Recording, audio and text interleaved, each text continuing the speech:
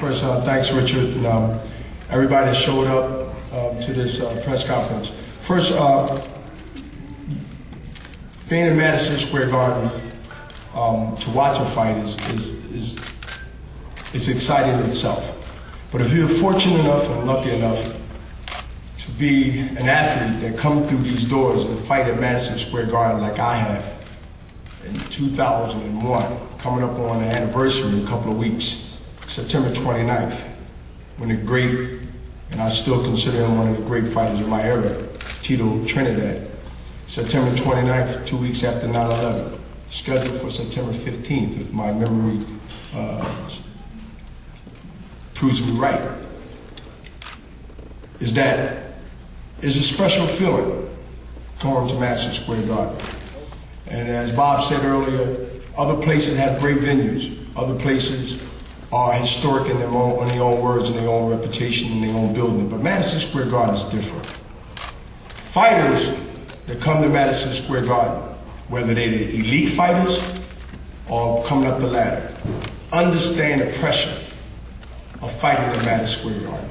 Some fold, some rise to the occasion, where everybody know what I did.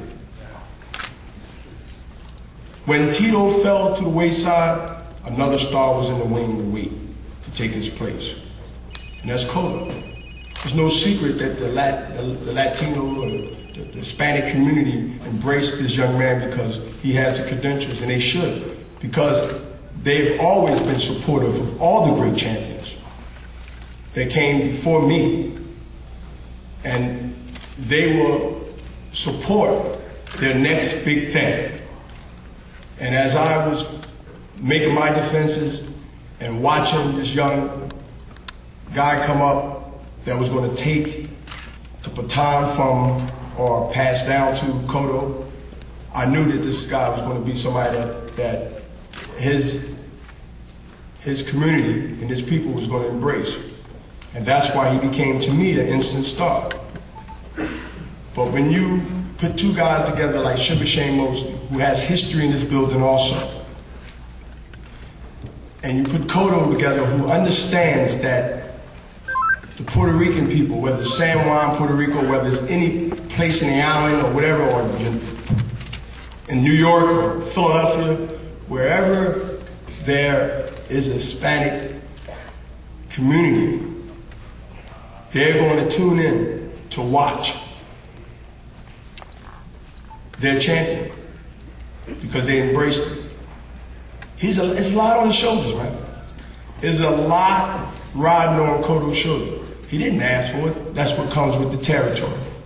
When you get put in a position, voluntarily or involuntarily, you have to deliver, especially coming from the Latino community. They have high stakes, we all know.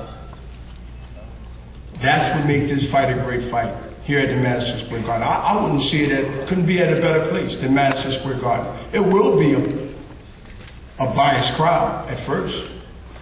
Oh, trust me. Any other nationality will be outnumbered 5-1 when Cotto fight here. Same with Tito. But one thing about fans, for those, who's 90% of people in this arena right now, was there to witness the chants and the cheers round 6 and 7. Went from Tito to Hopkins. Because the fans, even though they are biased from the beginning, and they are loyal from the beginning, they understand when they witness, most of them, greatness right in front of their eyes. They go from Tito to Hopkins. Just like that. So what I'm saying, I am 100% biased in this case. You're going to hear Cotto, like you heard when Zab and Cotto was running. But I'm telling you, remember the chant. Their name will start to change. It will change because of what they see, not what they're told. And that's where I believe that not only Styles and other sound bites that others have said over the years, even myself, make fights, this is bigger than that. This ain't just a style win or lose fight. Trust me, it's not. this is all and above that's going to be great for this fight. And who wins? Yeah, you got a winner and you got a loser. But at the end, the fans of boxing, the reporters get to write about not a mismatch. They get to write about an even fight or a nod here and a nod there, but it's controversy on who's going to win. That's what boxing needs.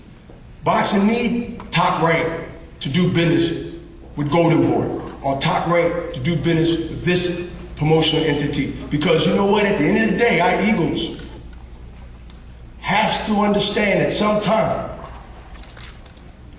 that if boxing wants to stay alive, 10, 15 years from now, when most of us either leave or get tired of it, whatever our future holds, we got to make the path for the next young inner city kids or youth or amateurs that's waiting to come out in 2008 at the Pan Am Games to show what they can do.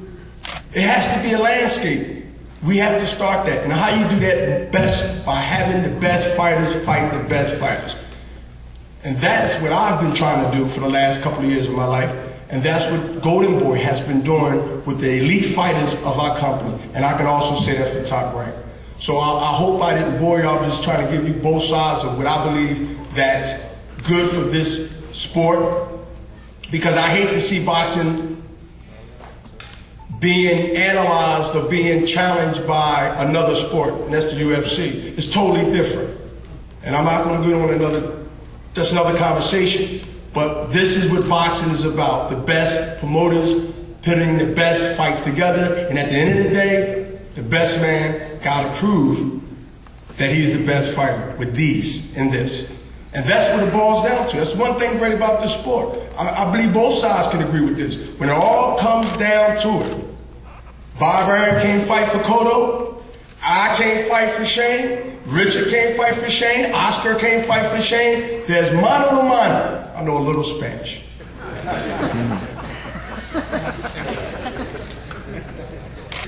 But see. Cotto, live up to what I know that you have in you is greatness. Sugar Shane have proved greatness. And that will spell out one of the biggest and best performances from either guy. And I just say to everyone is that this fight is going to be seen on HBO pay-per-view. So pay your cable bill early. And let's not hold back. Pay it early. We don't want nobody getting shut off. All right? We want everybody to understand that this fight here is important because of the names and because of the hype and because of the season of the fall. When the leaves are starting to trickle down off the trees are starting to die. This is the worst time for a tree. This is a time of the year where the tree becomes naked, if you know nature. And so I say that to say this, is that somebody's going to be the leaf on the ground and somebody's going to be the person that pick it up. So at the end of the day, we'll see come the 10th of November. So thank you for being patient and have a good time. I want to introduce, and I can't forget to introduce the guy I just got finished talking about half of the time, and then Cotto. But let me introduce my guy. And I said it before, but I'm just going to say it again. To a reporter yesterday, I said it. When you got a name Sugar Shane, but the Sugar, see, you got to be careful. I would have never put that name.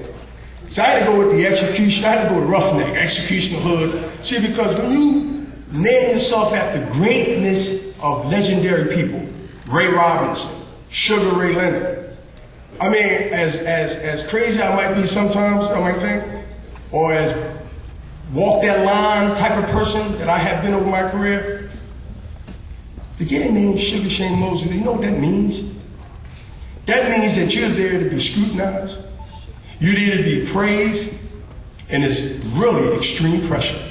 Because you're constantly going to hear Sugar Shane like you have been hearing. Ray Robinson, whether you put yourself between the elite, Ray Leonard.